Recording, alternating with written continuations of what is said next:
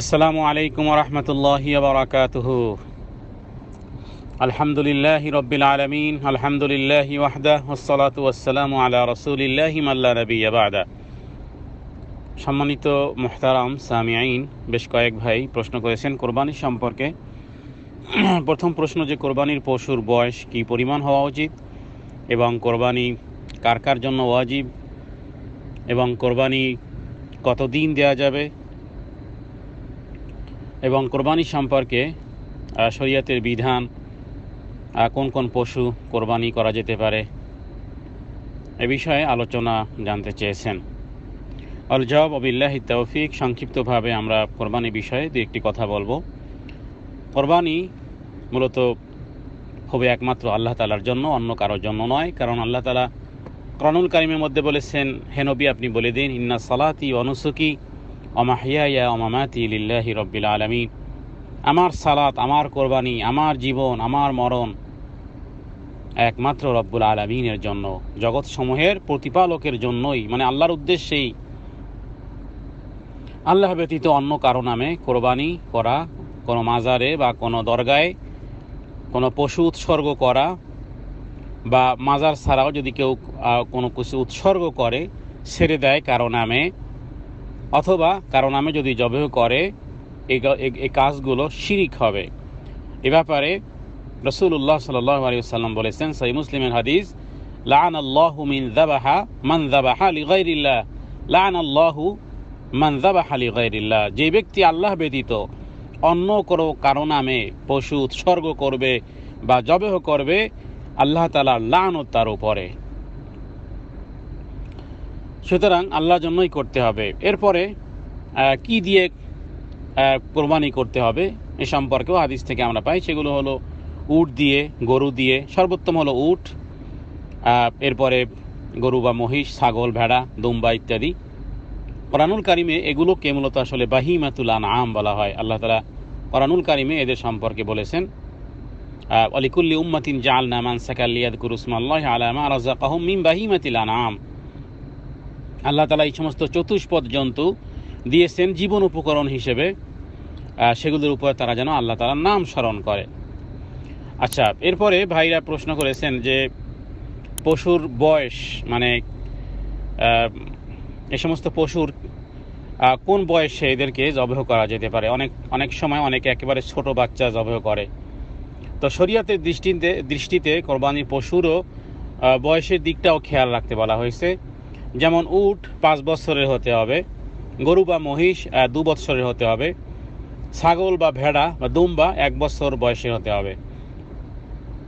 হাদিসের মধ্যে এসেছে যে জাবের রাদিয়াল্লাহু তাআলা আনহু থেকে একটি হাদিস, যে রাসূলুল্লাহ সাল্লাল্লাহু আলাইহি সাল্লাম বলেছেন, লা তাযবাহু, যে তোমরা অবশ্যই মুসিন্না মানে নির্দিষ্ট বয়সের পশুই কুরবানি করবে। তবে যদি তোমাদের জন্য তা দুষ্কর হয়, তাহলে 6 মাসের শাবক কোরবানি করা যেতে পারে। ইমাম মুসলিম হাদিস এনেছেন।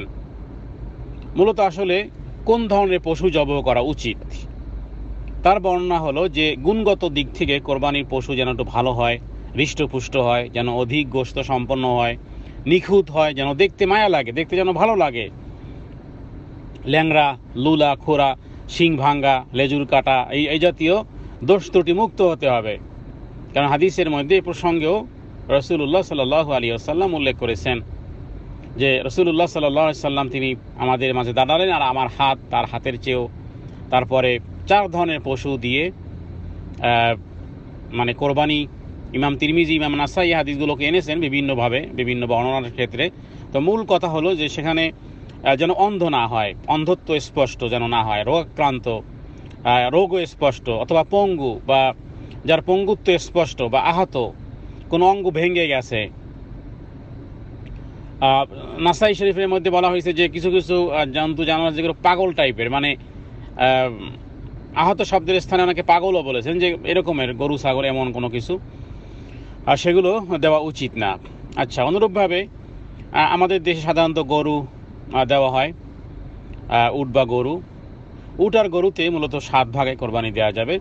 হাদিসের মধ্যে রাসূলুল্লাহ সাল্লাল্লাহু আলাইহি ওয়াসাল্লাম বর্ণনা করেছেন হযরত জাবের ইবনে আব্দুল্লাহ থেকে, একটা হাদিসটি বর্ণিত হয়েছে ইবনে মাজার মধ্যে। তার মধ্যে বলা হয়েছে উট এবং গরু দ্বারা 7 জনের পক্ষ থেকে কোরবানি করাই বৈধ। আল বাকারাতু আন সাবআতিন, যে উট বা গরু 7 জনের পক্ষ থেকে করা যেতে পারে।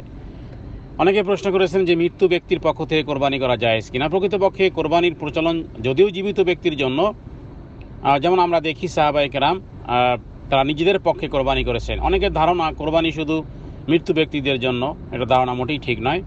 তবে মৃত্যু ব্যক্তিদের পক্ষ থেকে কোরবানি করা জায়েজ আছে, কারণ কোরবানি হলো এক ধরনের সাদাকা, আর মৃত্যু ব্যক্তির নামে যেমন সাদাকা করা যায় তেমন তার পক্ষ থেকে কোরবানিও করা যাবে। তবে তাদের জন্য অন্য সাদাকা করাটা বেশি উত্তম। অনেকে প্রশ্ন করেছেন যে কোরবানির সময়সীমা কতদিন। জি, কোরবানির সময়সীমা হলো জিলহজ মাসের 13 তারিখের সূর্যাস্তের সাথে সাথে শেষ হয়ে যাবে। কোরবানির পশু জবাই করার মূল সময় হলো 4 দিন, মানে কোরবানির ঈদের দিন এবং ঈদের পরবর্তী 3 দিন, তার মানে জিলহজ মাসের 10, 11, 12 এবং 13 তারিখ। ওলামায়ে কেরামদের কাছে এটি প্রধান, এই কারণে যে কোরআনুল কারীমের সূরা হজ্জের মধ্যে 28 নম্বর আয়াতে বলা হয়েছে লিয়াশহাদু মানাফিআ লাহুম ওয়া ইয়াযকুরু ইসমাল্লাহি ফি আইয়ামিন মালুমাতিন আলা মা রাযাকাহুম মিন বাহিমাতিল আনআম।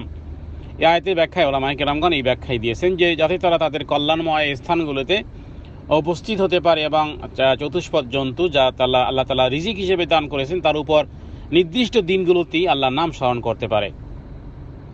মূলত এই আয়াতের ব্যাখ্যা ইমাম বুখারী আল্লাহ ইয়ারহামহু রাহিমাহুল্লাহ তিনি বলেছেন, ইবনে আব্বাস রাদিয়াল্লাহু আনহুমা তিনি বলেছেন যে এই আয়াতে নির্দিষ্ট দিনগুলো বলতে বোঝানো হয়েছে কোরবানির দিন এবং তার পরবর্তী 3 দিন।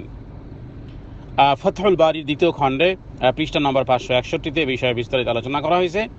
এখানে আল্লাহ তাআলা কোরবানির পশু জবাই করার যে নির্ধারিত দিন হিসাব করেছেন এবং জুবাইর ইবনে মুতঈম রাদিয়াল্লাহু তাআলা আনহু থেকে একটি হাদিস এসেছে যে কুল্লু আইয়ামিন তাশরিকিন যাবহুন, মানে আইয়ামে তাশরিকের প্রতিটি দিনই জবাই করা যাবে। মুসনাদ আহমদে এই হাদিসটি আনা হয়েছে এবং হাদিসটির বর্ণনা সহিহ। তাহলে আইয়ামে তাশরিক এর মধ্যে আমরা পেলাম কোরবানি দিন এবং কোরবানির পরে 3 দিন। তো এই হলো সময়সীমা, এর মধ্যেই কোরবানি করতে হবে। এই ছিল সামায়ুদ্দিনী ভাইদের প্রশ্ন। আর এক ভাই প্রশ্ন করেছিলেন যে একেবারে ছোট ছাগল জবাই করা যাবে কিনা। মূলত আসলে একটি হাদিস এসেছে এমন যে যখন যদি নূতন দুধের দাঁত না ভেঙে, নূতন দাঁত না উঠলে সে সমস্ত পশু জবাই করা যাবে না। তার মানে আপনি বলেছেন 6 মাসের ছাগল যদি দুধের দাঁত, মানে যে বাচ্চা দুধ খায় সে বাচ্চা দিলে হবে না। নূতন করে, যেটাকে আরবিতে মুসিন্না বলা হয়, লা তাযবাহু ইল্লা মুসিন্না, মানে ওই সমস্ত পশু জবাই করবো না যেটা মুসিন্না, মানে নূতন দাঁত ওঠেনি। তবে ভেড়ার ক্ষেত্রে 6 মাস বয়সের বাচ্চা জবাই করা যাবে ভেড়ার ক্ষেত্রে। এটি সহিহ মুসলিমেও এসেছে হাদিসটি এবং নাসাইতে মধ্যে এসেছে। এই হাদিস থেকে প্রমাণিত হয় যে মুসিন্না তথা উট গরু ছাগলের নূতন দাঁত ওঠা পর্যন্ত কোরবানির জন্য উপযুক্ত হবে না। তবে যদি একেবারে না পাওয়া যায়, শুধুমাত্র ভেড়ার ক্ষেত্রে 6 মাসের বাচ্চাও জবাই করা যাবে। সুতরাং উটের ক্ষেত্রে 5 বৎসর, গরুর ক্ষেত্রে 2 বৎসর, ছাগলের ক্ষেত্রে 1 বৎসর, আর ভেড়ার ক্ষেত্রে 6 মাস। আমি কথাটি আবারও বলি, উটের ক্ষেত্রে 5 বৎসর, গরুর ক্ষেত্রে কমপক্ষে 2 বৎসরের উপরে যেতে হবে, ছাগলের ক্ষেত্রে 1 বছরের উপরে বাচ্চা জবাই করবেন, আর ভেড়া যদি হয় তাহলে 6 মাসের বাচ্চাও করা যেতে পারে। কারণ এ সম্পর্কে ইমাম নববী তিনি বলেছেন ওই উক্ত হাদিসের যে এখানে 6 মাসের বাচ্চা শুধুমাত্র ভেড়ার ক্ষেত্রে কোরবানি করা যাবে, এছাড়া অন্য কোনো ক্ষেত্রে করা যাবে না। কাজী আইয়াজের মতে ওলামায়ে কেরাম এই বিষয়টি একমত যে উট গরু বকরি ভেড়া সব কিছুই জাযআ দ্বারা কোরবানি বলে মন্তব্য করা হয়েছে। তো যাই হোক, অধিকাংশই বিদ্বানগণ এই হাদিসটি শুধুমাত্র ভেড়ার ক্ষেত্রে এই কথাটি উল্লেখ করা হয়েছে যে মুসিন্না ব্যতীত অন্য পশু জবাই করবে না। তার মানে মুসিন্না বলা হয় 6 মাসের বাচ্চা, তবে শুধুমাত্র ভেড়ার ক্ষেত্রে এই কথাটি উল্লেখ করা হয়েছে। তো যাই হোক, যেই বর্ণনাটি বলা হলো 6 মাসের উপরে, 6 মাসের বেশি বাচ্চা করলে আর এই মতনৈক্য থেকে আমরা বাঁচতে পারবো এবং আমাদের কোরবানি বিশুদ্ধভাবে আমরা সম্পাদন করতে পারবো। আল্লাহ তাআলা আমাদেরকে সেই তৌফিক এনায়েত করুক। ওয়া সাল্লাল্লাহু আলা সাইয়্যিদিনা মুহাম্মাদিন নবিয়্যিল উম্মি ওয়া আলিহি ওয়া সাল্লাম। আসসালামু আলাইকুম ওয়া রাহমাতুল্লাহ।